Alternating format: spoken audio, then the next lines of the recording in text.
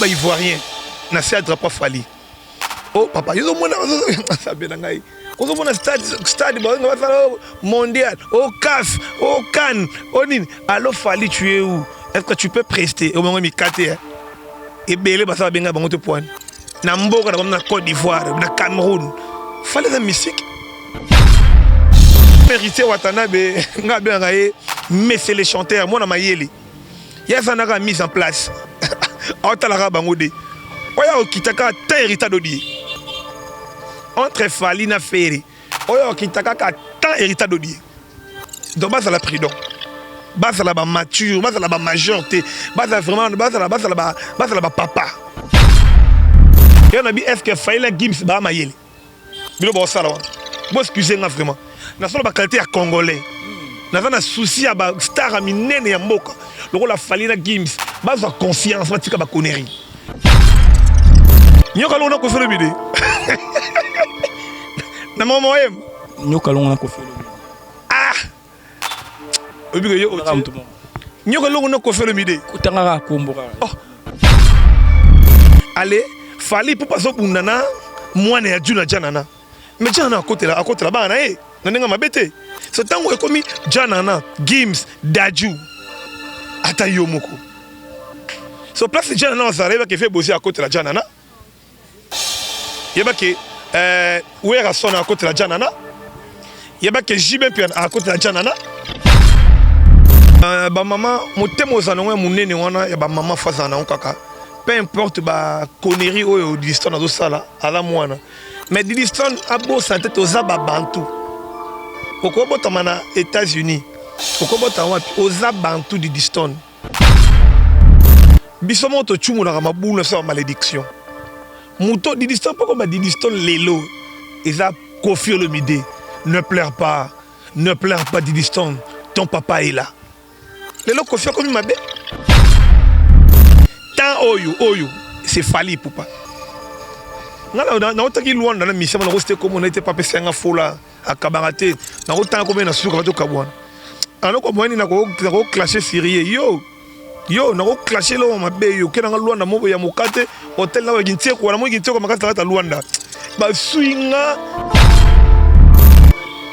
moi no yo to yebi valeur ya Fali te na kin posa congolais. Au moins, nous avons Mewey, Yusundu, nous avons respect. Nous avons respect, nous avons Fali. Place mon retour que nous avons fait. Je ne suis pas son porte-parole. Là, à retenir. Et puis, Fali, on a lié $1 na été. Néanmoins, on a lié les padres. On a lié un affaire rigolo. Fali, on a lié un franc na été. On a dit que on a relié un jour. Mais, avant numéro 1 il y a musique congolaise. Na 10 000 africains que misa liboso za Fali. Yo sala ba frontière. Na kata 10 000 africains lobi wana. So congolais ko sala. Na misa na 10 wana yo chelinga ya africain. Mutali bossa africain liboso c'est Fali. Selon Fabre Gaz, il n'y a pas de congolais na recherche ne. Pas recherche ni maestro Fabre Sali. Hein? Maestro Fabre recherche ni yo Sali.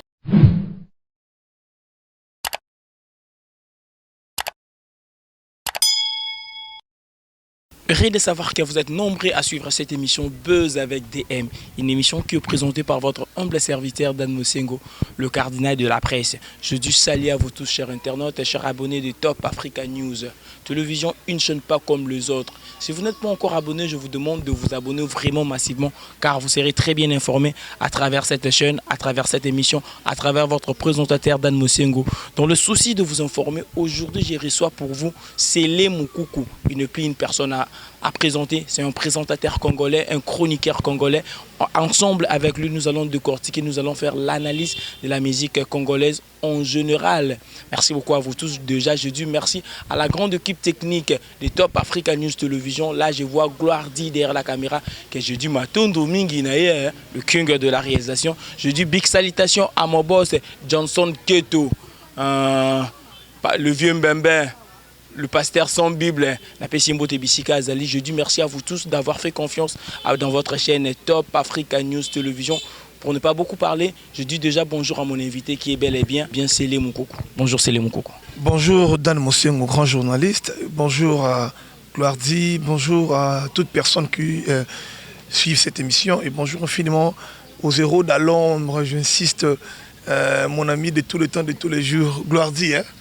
On a vraiment on a pesé na munya muna rave na ngai. Pona moi na ngai.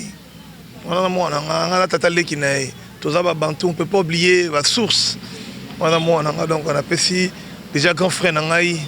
Wa sala yengana za Célé Moukoko na mamwa télé. Venanga Moses Moïse na pesé mbote na pesé tonton Ngiongo. Mbote HD Image et à toute personne que m'aime. Et à toi aussi Gloire. Dan Mosengo. Merci. D'abord comment ça va? Non, oui, Dieu fait grâce, je vais bien. Sauf que moi, malaise, il y a moi, ma grippe. Mais je vois au Bundaraka, isolé Kanango. Maintenant, je vais bien. D'abord, ils en ont battu l'homme sous première fois balanda Célé Moukoko. La première question, on va découvrir d'abord Célé Moukoko. Qui est Célé Moukoko? Oui, merci beaucoup pour la question. Je suis Célé Moukoko, présentateur d'une émission, en l'occurrence à Capella. Ça se passe chaque samedi à 10h pile et la rediffusion c'est dimanche à 11h30. En fait, j'ai vraiment lancé le parcours rébellé. Horizon 33, quitté Horizon 33, RTVS 1, RTVS 1, Africa, Global, Télévision, Honorable Benzouzian, bon, je salue. Aujourd'hui, maintenant, je suis chez la petite télévision et avec une émission Capella. Je suis du Bandundu, je suis fier de l'être. Moi, je suis Moroboye et moi, je suis un Tchango Moroboye. Donc, avant moi, je suis un Tchango, je suis un Tchango. Je suis un Tchango. Je suis père de 2 enfants. Randy Moukoko, le boss, mon patron, et sénateur. Et papa, comme on a Zeno Moukoko, maman, comme on est Perpétine Banza. Je suis le grand frère à Renate Moukoko, Sarah Moukoko. Raïssa, Elenette. Donc c'est un peu ça.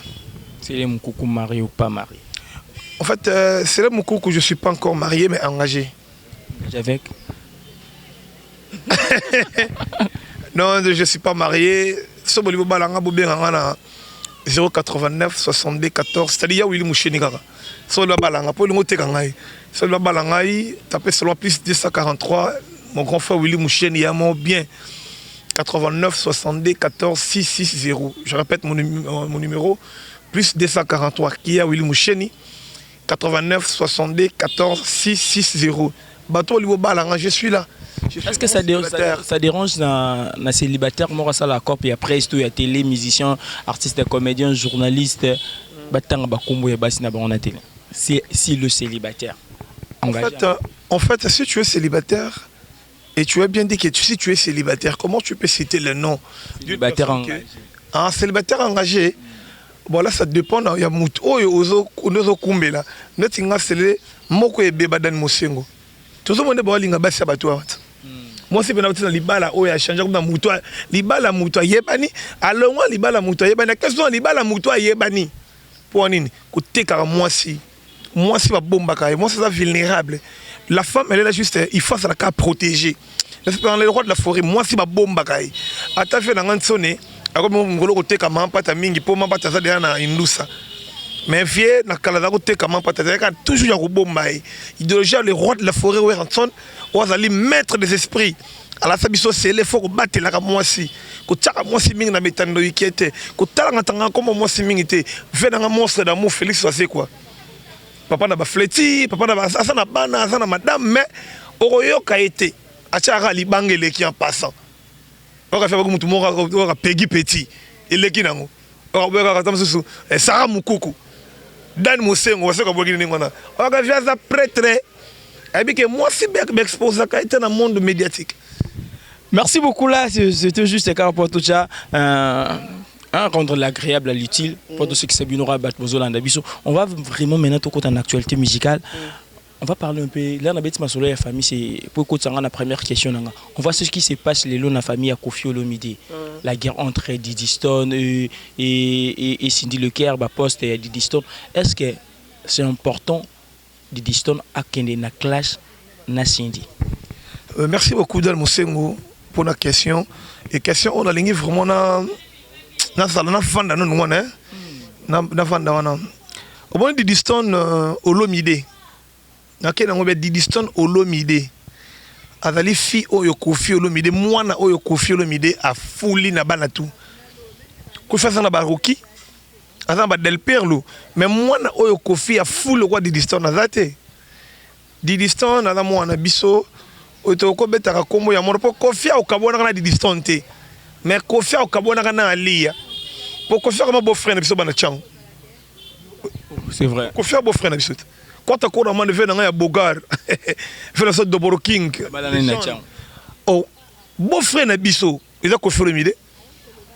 Car ça n'était pas Abisso. Donc Bisso Banatiango, tout ça va beau frère, il y a Koffi Olomide. Donc c'est-à-dire par là je vais dire quoi? Cindy le cœur aux maman. Ba maman, mon thème aux anons, mon nez wana, ya ba maman face à un kaka.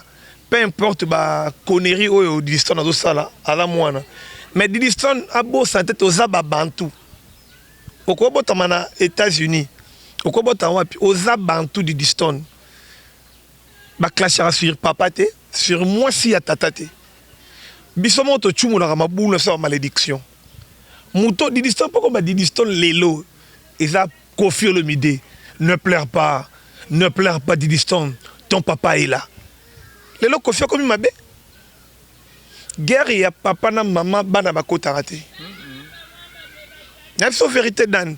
Les gens si tout le monde a Diddy Stone na ba Balmain, tout le monde na ba Zara, tout le monde Diddy Stone na ba défi à ba mode, ça nous arrange. Pourquoi? C'est notre fille. Elle fait aussi la fierté, il y a drapeau en boko na biso.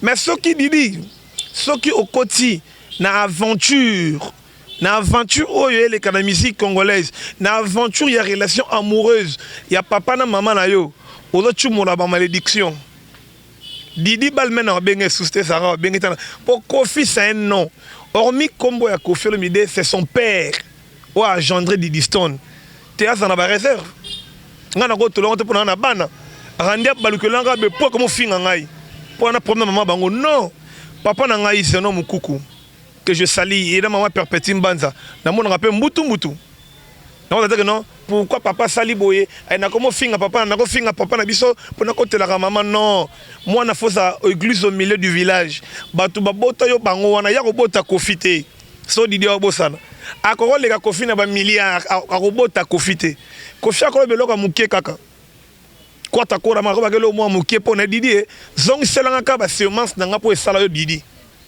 a craqué hein.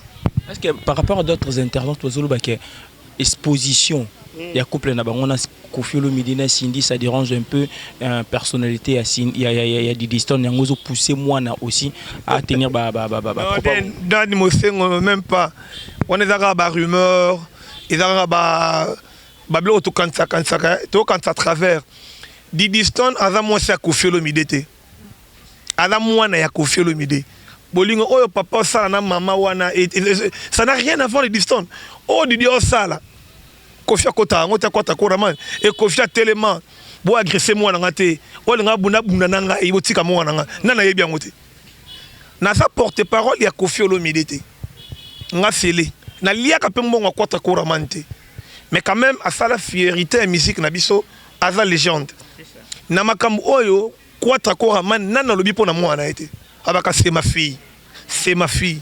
Alors, bolingo yo Koffi Olomide kwata kurasana na honorable Cindy Leke Valeria Chang. Relève ya musique congolaise ya féminine. Et tali Diddy Stone te. Donc Ali ya mutako réagir ou Diddy Stone. Et Koffi Olomide ngo baboya yeye moko. Ya boyi Ali ate. Est-ce qu'à peine divorcé ko ba no ko exposer sur moi si muso à peine divorcé. Na zelanine. Yepe dani Ali a pas ça ba vidéo. Oh,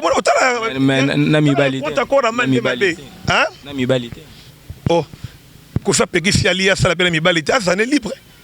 Yena boyaki kwata kora man. Kwata kora boyaki alia ta. Alia boyi Koffi Olomide. Ale biso pe tozui Koffi a qualité à beau frère na biso bana chang. C'est tout ça ni. Tout ça ni. Donc Koffi Olomide fa vana zelaka ti mokolali a pas ko non. Koffi c'est une star.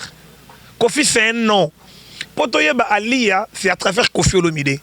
Potoyeba Diddy Stone, c'est à travers Koffi Olomide qui est son père. Quand on a Diddy Stone Olomide, Ma fille, ça n'a pas réserve. So ma papa Botio, ça n'a pas réserve. Pose en chance. Je te dis, maman n'a bino kofi olo mide kwata ko ramana ko la romodi riete. Ba on est ba parents na yo. Mais ceux qui ont continué aventure wana, aux la maudite. Merci Solé Moukoukou. Nous continuons toujours dans cette émission. Cette émission jusqu'à la fin, il y aura vraiment des choses importantes. Vraiment, on va partager avec Solé Moukoukou jeudi. Big salutations à Gloire Mokola pour l'autorité morale. Na pesi mbote bisika zali. Yo mo lobi anene. To bomba bangote. Ah, bombi maman. Gloire. Na pesi mbote na Myriam Boyenge, la femme noire. Femme noire, femme belle. La personne qui est Bibi chez nous aux États-Unis, Matondo Mingi, la femme la plus blanche et couleur morne Nzambala et Nzambe. La personne qui est aux États-Unis, là maintenant on commence. Je ne dis pas qu'il y a des choses sérieuses. Autobéta il bosse des choses sérieuses. Tout côté sous une carte, tout vendre la musique. Fallait pour pas mettre Gims. C'est ce qui se passe. Votre analyse par rapport à ça. Au bout de d'un, les non c'est pas la question hein. On dit chaîne nous allons bosser avec chaîne à Yombo hein. Chaîne nous allons avec chaîne à Yombo. D'autres la question moi ma d'autres la question déjà fondée l'actualité. Merci vraiment. Au sens ça qui donc quand le chaîne yo au chaden badan musengo comme nani Johnson Keto Johnson Keto on a muta musique. Ala muta musique tamali ngara musique ya sala ope musique. Basoda bango yo faut bundisa ya. Le prêtre Johnson Keto. Donc, merci pour la question d'Anne Moussengo. Omoni Fally Ipupa, c'est une valeur, non seulement la musique congolaise. Il y a Afrique centrale et Libanda et Afrique centrale. Fallait ma bé makasi. C'est-à-dire, Fally côté musique. Ah non, Fally côté musique. Hein? A vu le drapeau de la bishop et la télémission. Oh, bah, Ivoirien. N'a pas de drapeau Fally. Oh papa, yo mona sabe na ngai.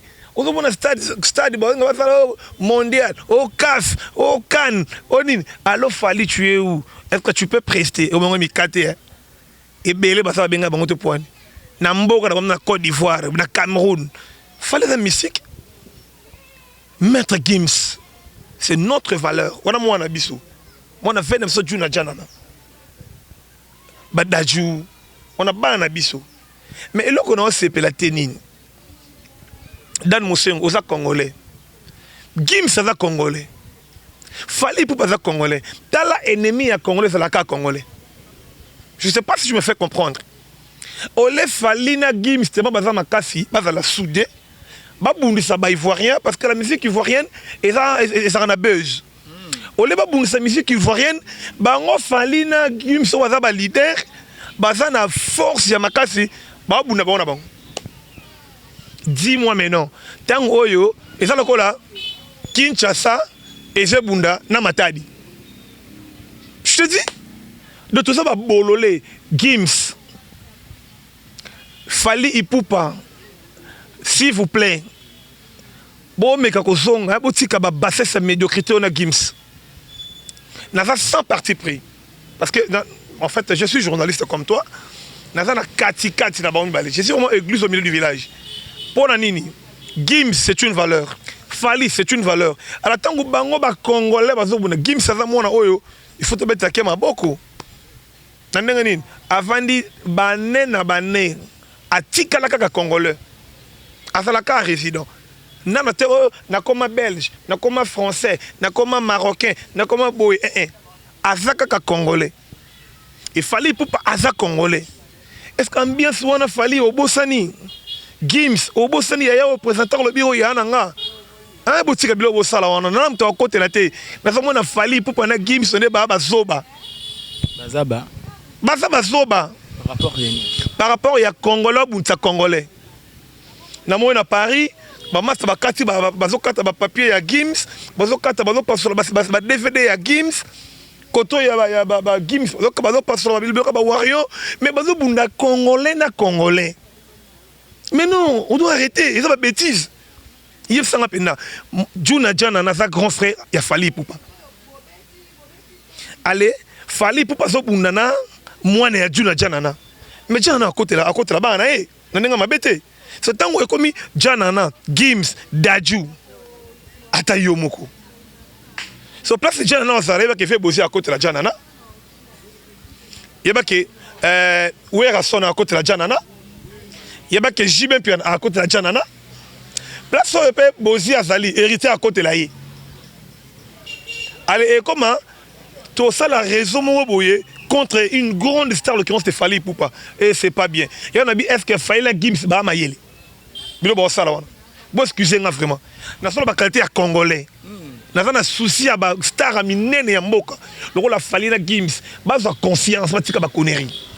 Par rapport à l'analyse au Sali Bozarokota ou Rokota, c'est une question vraiment que je lis dans Internet. On a vu une guerre froide, je le dirais, entre Kofi et Fally Ipupa. À un moment donné, ça n'allait pas. On a vu, à un moment donné, Jibé Piana, n'a Fally Ipupa guerre froide. Fally Ipupa avec Ferrigo là, Fally Ipupa avec Fabregas, Fally Ipupa contre Riti Watanabe. Est-ce qu'on pourra dire aussi, Batunyo Sowana, Bazalaka Mabe Fally est bon? Ou Batouana Bazali na jalousie, succès à Fally Ipupa. Quel est le problème qui se passe entre Fally Ipupa et Bartis Simpson? En fait, Dan Mosengo, Fally Ipupa succès na ezali nani héritage à la fière na succès à Fally. Jibé puis na papa Chiron à la fière na succès à Fally. Wera Son à la fière na succès à Fally. Koffi Olomide Fally c'est son fruit. Hein, azap pseudopode de Koffi Olomide. Je sais pas ceux qui baroza en enquête pour na Fally Ipupa. Mais néanmoins, ce que moi je retiens ou je maîtrise mieux, ezali na kati ya mutu na Genèse chapitre 5 verset 6. Na kati ya mutu azalaka na mabe. Mutu akansaka du jour au jour à travers le mal. Nzamba lela pourquoi na keli mutu? Pourquoi na ko kela mutu? Jova aleli na motema. Pour mutu na kati ya motema na kansaka à travers le mal chaque jour. Par là je veux dire quoi? Fally Ipupa na Koffi Olomide contre couramment papa ne va bien.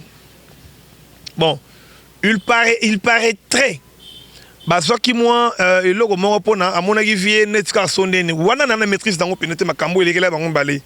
Mais Fally Ipupa na Koffi Olomide contre couramment il faut yo kata moi soni na sens nini a outi et pas naï. Vous comprenez?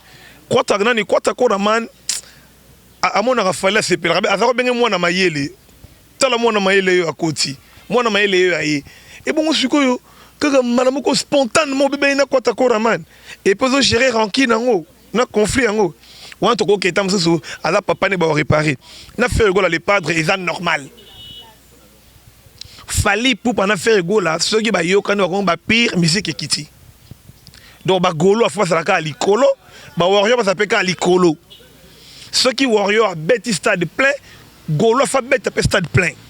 Faire à côté que la fallait espace, fallait à côté que la fait tenter. On est ça normal. Mais il a fallu na Koffi ça anormal. Il a fallu na Jibé ça anormal. Il a fallu na Wera ça comme impolitesse. T'es tout ça là-bas, tout va pour la distance na wat. Celui pour na moi. Alors Fally Ipupa il doit c'est une obligation. Il y a qu'on respecter Wera, Jibé, Koffi Olomide.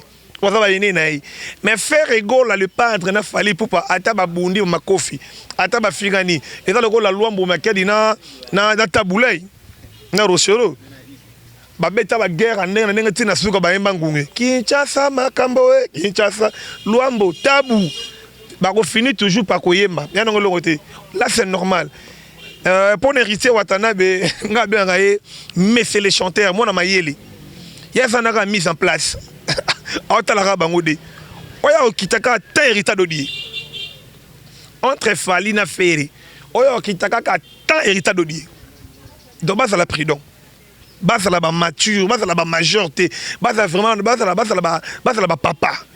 Na pesa bango respect pour natala otala bokoto yo Marco 6 Keina otala koto yo Caprice base à papa. Ba mikolo ba faire rigolo na ba Fally ba mikolo.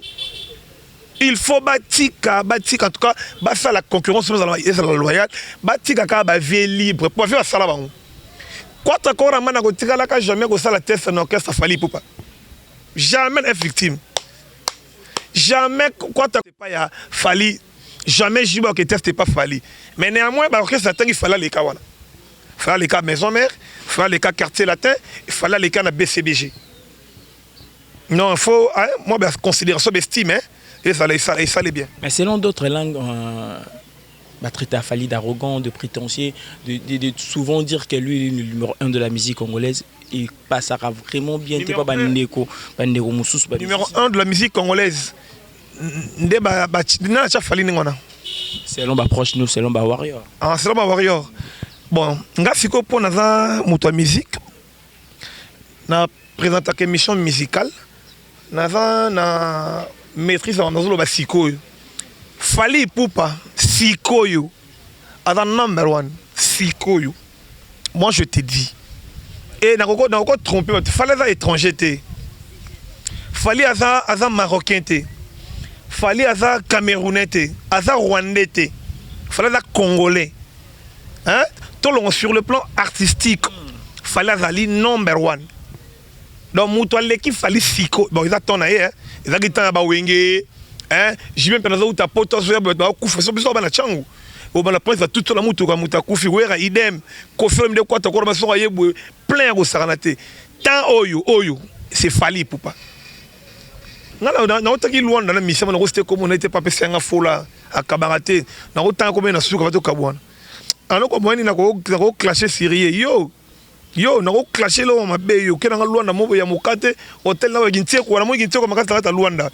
Ba swinga ba tuna ye yo Fally on a tena mission ah papa yo Fally na Luanda ka yo fado ça dit Fally avandaka na na Luanda place avandaka na tali place avandaka moi no yo to yebi valeur ya Fally te na kin posa congolais au moins to banga mewei ba yusundu ne to pesa ba respect hein nenga respect na faut pesa ngo Fally Ipupa je na poussouka moi mke Fally numéro 1 par rapport à quoi okay. Si Fally Ipupa est le numéro 1 qui est le numéro 2 le numéro 3 et le numéro 4.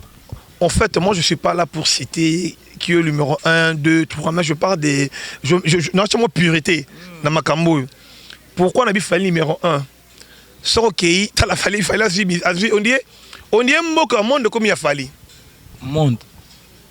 On a habité hein, natala ba vidéo, na tout monde net. Au mona mundela sa la vidéo, bibi na bibi, mundele. Un américain bi sa la vidéo, na tama Fally Zobeta. Parce que dans ça la musculation, na tama Fally Zobeta. Ah on a qui na habité gloire. Na ni dal mon sengo excuse-moi. Place moko to que ngi Fally Zobeta. Je ne suis pas son porte-parole. Là, à retenir. Et puis, Fally, on a lié $1 n'a été. Néanmoins, on a lié les padres. On a lié un bon affaire rigolo.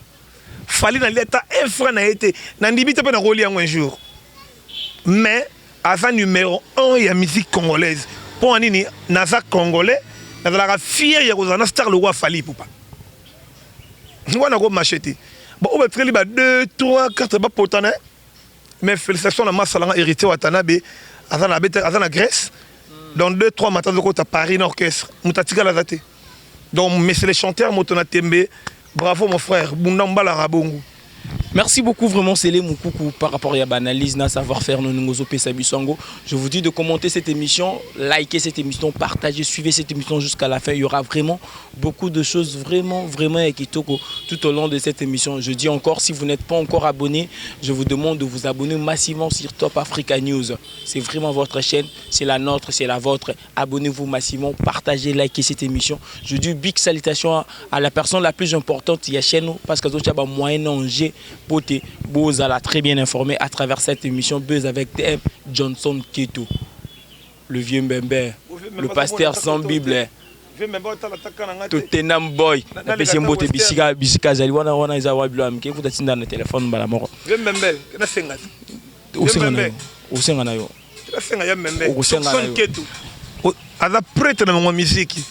Vieux Mbembe, pasteur sans Bible. Passer sans chair, sans bandimi. Bandimi no biso yo vient même. Ata western rien. Cho mon numéro dans la pesa ya mbembe. Tin na roleka. Pona ndima. Na bi o sola. En sola. On est obligé azande mo na kade mode. Solo net na film. Est-ce que vient même dans mon kade mode business? Ndenge mo na kade mode. Azande ndenge mo skaza na mbongo lo kwa yanika ginia e benza. Akoikoleka. Kinia? Oh ngana eso vérité. Ah, Kinia. Yannick Kinia et Benza. Bon, même, tellement le Yannick Kinia et Benza. Moi, n'a pas Kinia. Ah, Yannick est millionnaire. L'homme de Rolls. À l'écran, Nelson Mandela a $2. Yannick Kinia. Kinia, Nelson Mandela a $2. On a compte Mandela to vérifier. Yannick Kinia et Benza, Nelson Mandela a $2. Oh, Nani, oh, Kankou Bambongo. Ah, Nello. Merci de continuer toujours dans l'émission. Oui, Kankou Bambongo. Tu as habité Tendaïma beaucoup banque. Kankou Bambongo. Il y a Willy Mouchini. Bambongo, Sobenini. Azo Bazan Mbongo. Avec toucher à Michel Chanteur. Avec toucher à Ferrego là. Bato Salara yo. Pas ça Bambongo na Djobo. Nani? Pas ça Bambongo na Djobo. Nani yebi on totanga bika Kankou. Soki Ntima Bambongo. Soki Mbouyi Bambongo. Avec Mbongo tambola pena beauté te Kankou Bambongo. Merci, c'est le Moukouko. Tous on a vraiment na Katabé émission. Affaire des musiciens africains, l'analyse personnelle, la recherche, est-ce qu'il y a pas un musicien congolais ou les surtout 10 musiciens africains? Il n'y a pas de musiciens congolais dedans. La recherche, la connaissance. 10 musiciens africains. Est-ce qu'il n'y a pas de Congolais ou ils en ont Congolais? C'est Congolais sali yo. Na 10 musiciens africains ngo. Ka misa libosé za falit. Yo sala ba fatir. Na kata 10 musiciens africains lobi wana. Ce Congolais ko sala. Na misal na 10 wana yo chelinga ya africain. Mutali boss africain libosé c'est fali. Selon Fabregas, il n'y a pas de Congolais. Na recherche pas recherche ni maestro Fabre Sali. Hein? Maître Fabre recherche ni yo Sali. Nandenga mabete. Recherche ni Fabre Sali. Hein maestro? Ah, recherche monte Fabregas à Sali. Atika distrait biso. Abetande gome fan atika ne makamwana. Fallait azalef les ama case Fabregas atika na yeba ma oloba wana. Félicitations à Fabregas aux Algola Werason, au Misaba Binafile, au Misaba Patrick Beckham, au Misaba 10 match, au Misaba Ekoka, Yomo succès et Sili. Vous comprenez? Atika fallait un succès. Na 4 musiciens africains ou nouana, ou star africaine. Africain liboso c'est fali poupa. Les restes c'est wana basa. Sikoyo, je parle de Sikoyo. Na razaki ba Werason le roi de la forêt. Et là papa chéri Motopamba, ba Kofi Olomide. Pourquoi tu as encore un camarade de président de la République? Tu comprends? Bon, vu qu'il fallait que si ma ya ba fait wana, il y a pas si quoi afandi wana. Il en sort toujours. Est-ce que les lots na communication Fabregas parce que na bi van na monte musique? Est-ce que les lots Fabregas na communication ne aux hommes na teka zos lancer guerre contre Fali pour passer l'homme ba warrior? Mais Fabregas on va yemo copé maestro. O se auto senga Fali pardon papa Pimbo mat que je cite. Pour la tanga comme bitanga tangate. Mais on a talé qui Fabregas.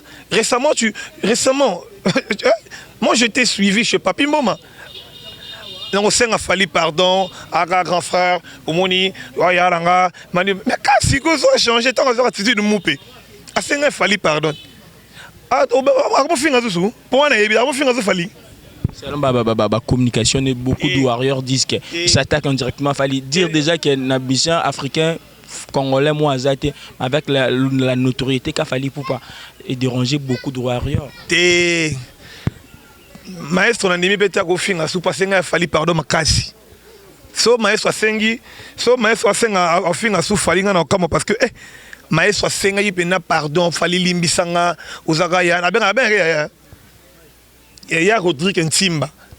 Limbisanga uzaka ya na ngai et tout voilà ici nango.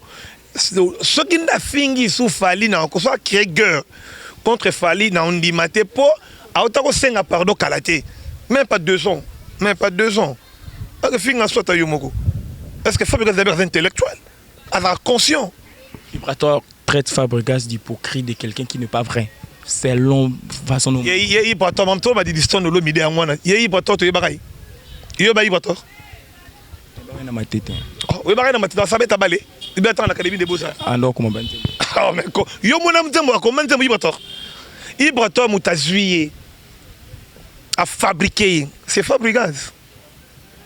Il faut qu'on se le dise. Je sais pas si on a parti pris hein. Ibrator mutazuye boui à fabriquer boui. C'est Fabregas maestro.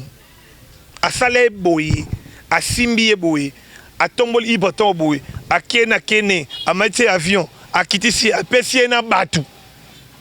C'est Fabregas. Alors traiter hypocrite pourquoi? Alors créer Fabregas pour un hypocrite pourquoi? Pour monter salio yéwana. Alors comme hypocrite quand le pas faut bimi botor. Yango na sayo Dan Mosengo. Toi tika biyembe na batu banzembo. Toi tika Elia a succès. Elia a succès. Il a hypocrite succès. Yo mona hypocrite ta bete que ça la clip na loi na ta na Dubaï. Nzembo beta teka na car na. Merci vraiment petit à petit, nous chutons vers la fin de cette émission. Aujourd'hui, la musique congolaise occupe quelle place en Afrique? La musique congolaise a une place vraiment trop importante, c'est-à-dire, pour Nanga. Et là qui en deuil, la musique était en deuil. Niveau, il fallait qu'on ressuscite la musique Nabiso. Musique est l'issue est fan de pena. Pour t'as masse nanga adjani seseli. Sikoyo. Impact zéro au saranate. Hein? A bêtise mo CBC à matin mobinte. C'est le succès à Djedjelo. Musique sikoyo et do solo là. Est-ce qu'on peut combattre ba Ivoirien, ba Nigérien, les Arabes no mona sot. Les Arabes bison ndombolo. Ba Ivoirien, les Arabes ndombolo, mais les Arabes mo agwaya. Ils ont makasi. Ils ont ndoué la bisot. Ba Nigérien. Ba Nigérien ko de ba pola. Ba pola.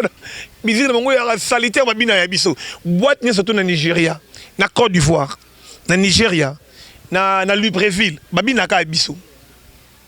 Oh ba bina Fali, ba bina Wera, ba bina Elga, ba bina Bolone ya Jibé. Ça dit ba bina Kwatakora, ba bina biso ba les padres. Ba bina bangote. Nzamo ni Niger, yo star ni Nigeria bien.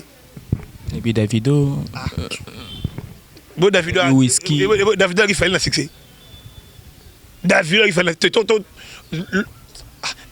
quand on congolais, et ça pas fallu à congolais. Le congolais penasa Davido ana, China fallu, il fait le succès. Oh, je te dis, on parle de choses sérieuses. Davido allait faire un succès siko.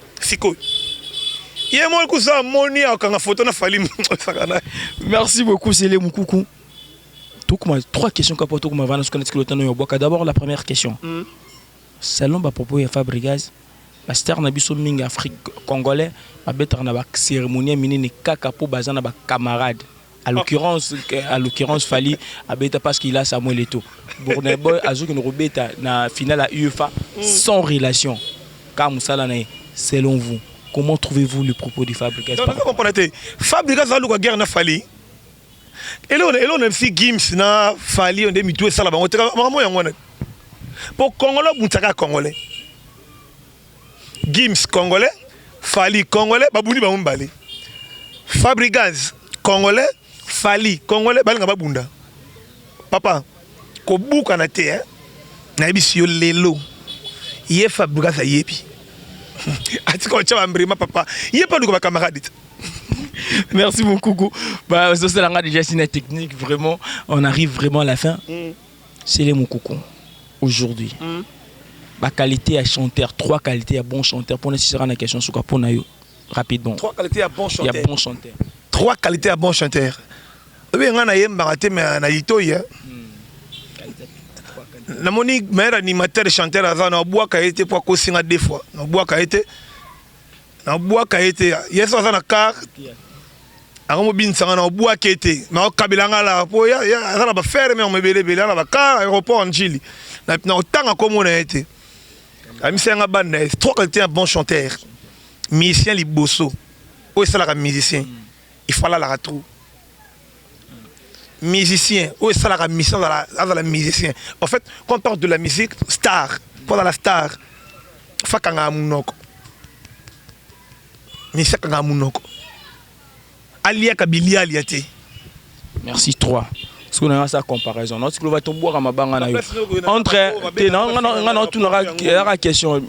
Guerre à musique, ni go balo ba chanteur. Entre Félix Oazé quoi, Anaoué Ranson.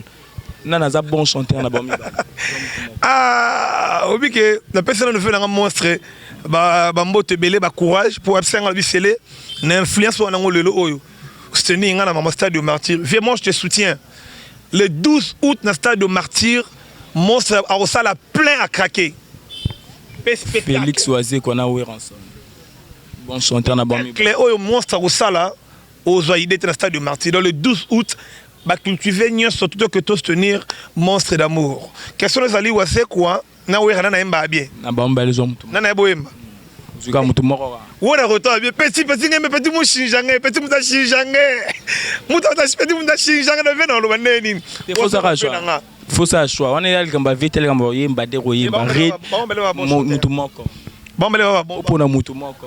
Bon bele baba bon chanteur mais Sikoyo na osepela mingi na musala o wasoka komi nango wasoko ndia matisu to ya chant. Merci beaucoup. C'est le Moukou dédicace numéro 1. Chanteur. Wasoka matisu to ya chant. Hein? Ouais, son un grand chanteur, grand formateur. Mais monstre d'amour mati mo to mo ya chant. Ngana vena wasoka zo yemba au pur. A matar le gars waze Koffi Olomide. Et moi qui t'a que bena deuxième en combo. Koffi oh ou bisolo moyen mené on est donc ça là bien dans studio parce que moi j'étais là yoko to yebi on a fait nanga la personne moto ba tout bato botali biso sikoyo ceux qui na moi rage dont je suis désolé naza mutu bo excusez-moi ceux qui na eu peur de dépasser hein ma limite mais je ne crois pas naza ba discipline nanga je suis désolé bato bo linga pe scellé aux États-Unis en commençant par le boss suprême, Fakir Chris Pro Nainga, Mutambongo, Baye Bagaye na montre, Fakir Chris Pro Nainga, na pesi mbote na Sarah Moukoukou classe à ma petite sœur chérie, mère doublée, Elenette Moukoukou HM, star à famille, na pesi mbote na Jean-Claude Mabanzo Mbongo contre Mbongo. Ceux qui osent en Mbongo, faut comment est-ce que ça Mbongo. Soit en Mbongo comme nos Guilain, comme nos papi Pichou, tu es en Mbongo. On kanku bambongo on dit est-ce que na souka pour Jean-Claude Mabanzo Mbongo contre Mbongo parce que plafond aleka ne soma na $10 Yannick Kinia et Benza et l'homme à Rolls numéro contact nanga pour balanga on dépendra na yo pesara on na ba PD ba ngo benganga net na sauna ba PD ngo benganga ngana za noko. Je ne sors pas avec des garçons. Je ne sors pas avec des garçons. Yo mouli mona qui pédé on ko benga ngai. Naza chrétien pur et témoin de Jéhovah. O benga ngai, je suis pas pédé, je suis pas gay. Na bimanga na mibalité. Numéro compte. Ah, on peut s'appeler ba sa poto ba tout là on benga ngai ya. Bon témoin insisté na pesa kaka. Pour le respect na yo. En plus il y a Willy Moucheni, c'est-à-dire 243 89 62 14 660. Bon, il n'a rien à mon poteau. Tu vois, misère à galerie. Merci. Pardon, Dan Moussengo. Plus 243. Numéro est important. On a seulement Bengo Western. On a John Bengo Aéro Denchi, le gros amour logo. Pour ça, autant à combo na yémen, autant à té. Donc, plus 243 89 62 14 660. Merci Nadan Mosengo, merci à tout au Talibiso. Ce qui n'a versé bino bolimbisanga. Ce qui est numéro 1 beaucoup et au salanga bien. Merci beaucoup. Merci beaucoup. Merci beaucoup à vous tous d'avoir suivi vraiment cette émission. C'était vraiment une immense plaisir de présenter cette émission Buzz avec DM. Je dis, si vous n'êtes pas encore abonné, je vous demande de vous abonner massivement. Je ne peux pas finir. Moi, merci beaucoup. Gloire dit derrière la caméra, Dan Mosengo à la présentation. Johnson Keto, le pasteur sans Bible, le vieux Mbembe.